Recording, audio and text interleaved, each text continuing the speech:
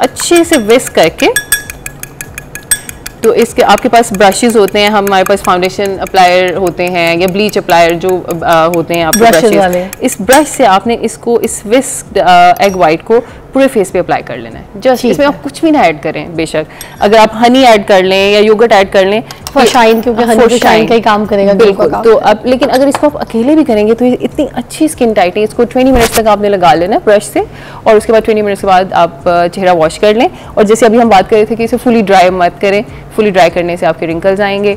तो जब जैसे ही आप वॉश करेंगे आप देखेंगे एकदम से स्किन में ऐसे लगता है थ्रेड्स डाल दिए आपने या फिलर कर दिया है, इतनी मजे की ग्लो आती है। जबरदस्त। डॉक्टर कंजा जो है हमें यहाँ पे टूट के बता रही हैं आपकी स्किन के लिए, आपकी स्किन को गोरा करने के लिए, फ्रेश करने के लिए, साफ करने के लिए।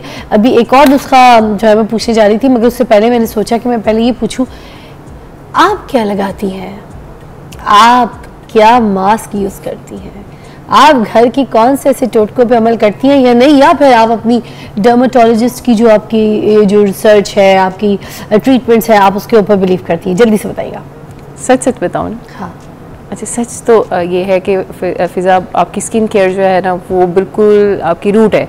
जितनी अच्छी आप स्किन केयर रखेंगे, मतलब आपकी प्रोडक्ट्स जो आपने मॉर्निंग में लगानी है, जो इवनिंग में लगानी है, वो प्रोडक्ट्स कैसी हैं, आप मॉर्निंग में एक अच्छे से सनब्लॉक लगा रहे हैं नहीं, इवनिंग में आप क्लेंजिंग कर रहे हैं या नहीं, और क्लेंजिंग करके आपने रेटिनॉल लगा रहे हैं या पेप्टाइड्स लगा रहे हैं, ये और ये लंबे अरसे तक कर रहे हैं। ये नहीं कि एक दिन किया और बाकी 6 दिन आपने फिर आराम किया, नहीं किया।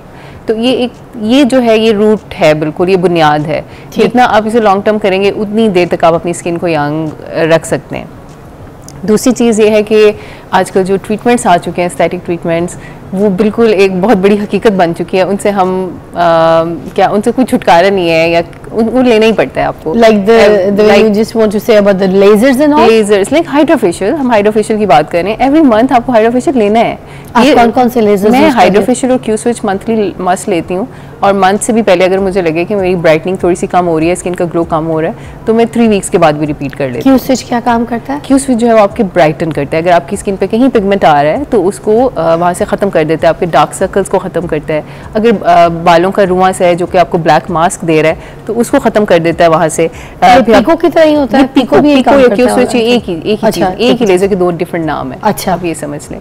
तो ये लेना बहुत ज़रूरी है। एंटी एजिंग भी है, कोलेजन को भी स्टिमुलेट करता है। फिर हाइड्रोफेशियल क्या करते हैं, वो आपकी डीप क्लेंजिंग करता है, क्योंकि हम डेली मेकअप लगा रहे होते हैं, रात को क्लेंजिंग करके सोते भी हैं, लेकिन डीप क्लेंजिंग नहीं हो पाती।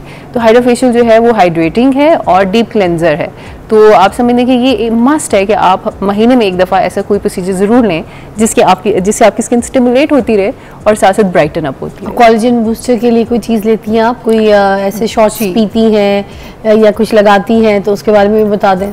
अच्छा, शॉर्ट्स पीने पे मैं ज़्यादा बिलीव नहीं करती, क्योंकि कोलेजन से क्या हो रहा है कि मेरे अपने पेशेंट्स में बहुत मैंने देखा है कि कोलेजन चूँकि प्योर प्रोटीन्स होती हैं, तो एक तो वो लो कार्ब डाइट पे होते हैं, ऑलरेडी डाइटिंग कर रहे होते हैं, कार्ब्स नहीं ले रहे होते, और जब इतने हाई प्रोटीन्स आप ले रहे होते हो तो एक्ने एग्रीवेट हो जाती है, स्किन डैमेज होती है, इन्फ्लेमेशन आती है स्किन के ऊपर।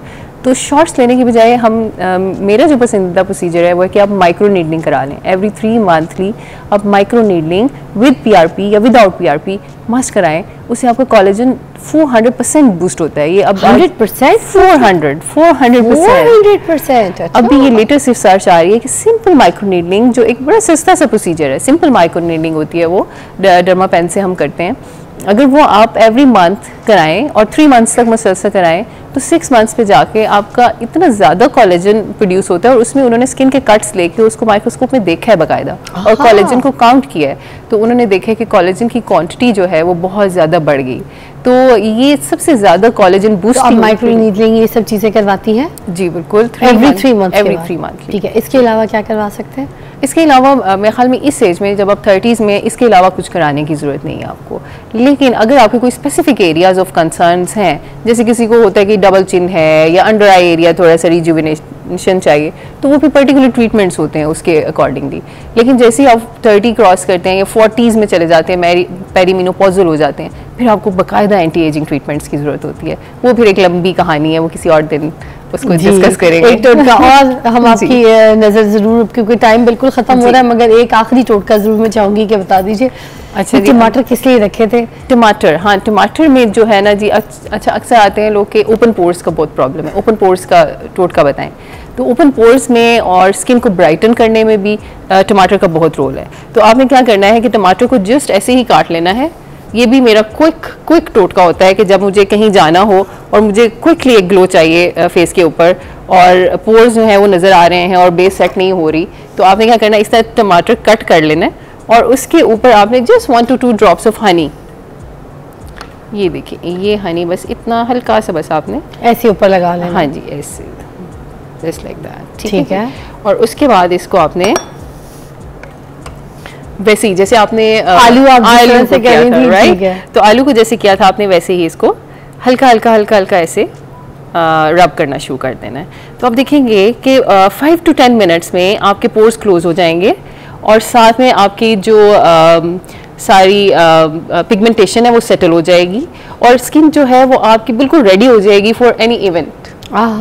ठीक है जी, ये ऐसे बस आपने करना है। I am sorry for the, ये थोड़ा सा मैसी होता है लेकिन इट्स ओके। अगर आप अपने घर में या टीवी लाउंज में कर रहे हैं तो इट्स टोटली ओके, वहाँ पे आपका इतना मैसी नहीं होगा। ठीक है, तो ये आप करेंगे तो आप देखेंगे कि स्किन में एकदम से जान आ जाती है, ब्राइटन हो जाती है आपकी स्किन। ठीक है जी, क्योंकि इसके अंदर ब्लीचिंग एजेंट, इसमें ब्लीचिंग एजेंट है और इसमें चलती ब्लीच है जी, ये चलती फिरती ब्लीच है और वेरी क्विक। अच्छा, इसी तरह एक और मास्क मुझे बहुत पसंद है, जब मुझे किसी बहुत अच्छे इवेंट पे जाना हो और मुझे एकदम से स्किन टाइटनिंग चाहिए हो तो इसको मैं यूज़ करती हूँ। इसमें मैं आपको बताती हूँ कि एग वाइट जस्ट आपने लेना है, जस्ट एग वाइट। इसको हमने ऑलरेडी सेपरेट किया हुआ है, आप देखेंगे कि ये एग वाइट है हमारे पास। ठीक है, ये हमने सेपरेट किया हुआ है ऑलरेडी। ठीक है, इसको अच्छा सा विस्क करेंगे आप, लाइक दिस, अच्छे से विस्क करके। तो इसके आपके पास ब्रशेस होते हैं, हमारे पास फाउंडेशन अप्लायर होते हैं या ब्लीच अप्लायर जो होते हैं आपके ब्रशेस। इस ब्रश से आपने इसको इस विस्क एग वाइट को पूरे फेस पे अप्लाई कर लेना है। जस्ट इसमें आप कुछ भी ना ऐड करें, बेशक अगर आप हनी ऐड कर लें या योगर्ट ऐड कर लें फॉर शाइन, क्योंकि हनी शाइन का ही काम करेगा बिल्कुल। तो अब लेकिन अगर इसको आप अकेले भी करेंगे तो इतनी अच्छी स्किन टाइटनिंग, इसको 20 मिनट्स तक आपने लगा लेना है ब्रश से और उसके बाद 20 मिनट्स के बाद आप चेहरा वॉश कर लें। और जैसे अभी हम बात कर रहे थे कि इसे फुली ड्राई मत करें, फुली ड्राई करने से आपके रिंकल्स आएंगे। तो जब जैसे ही आप वॉश करेंगे आप देखेंगे एकदम से स्किन में ऐसे लगता है थ्रेड्स डाल दिए आपने या फिलर कर दिया है, इतनी मजे की ग्लो आती है। लेकिन इट्स टेम्परेरी, बिल्कुल वो 4-5 घंटे की ग्लो होगी और उसके बाद you will be back to normal, again back to normal. Thank you so much Kanja, बहुत बहुत शुक्रिया, आपने हमें इतने सारे हर्बल टिप्स भी बता दिए जो किचन से सारे सामान से हम इस्तेमाल कर सकते हैं, अपनी स्किन को खूबसूरत कर सकते हैं। और साथ साथ जो कंजा इस्तेमाल करती है उन्होंने अपने भी राज हमारे सामने आज फाश कर दिए हैं। You can try that as well. और मुझे लगता है कि जिस तरीके के माहौल में हम हैं और हमारा वेदर है, हमें इस तरह की ट्रीटमेंट्स भी लेना बहुत ज़रूरी है।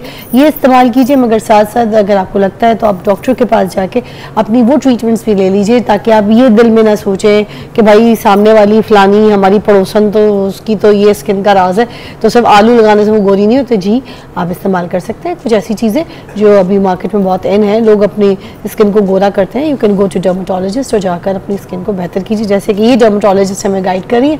You can take your skin care better.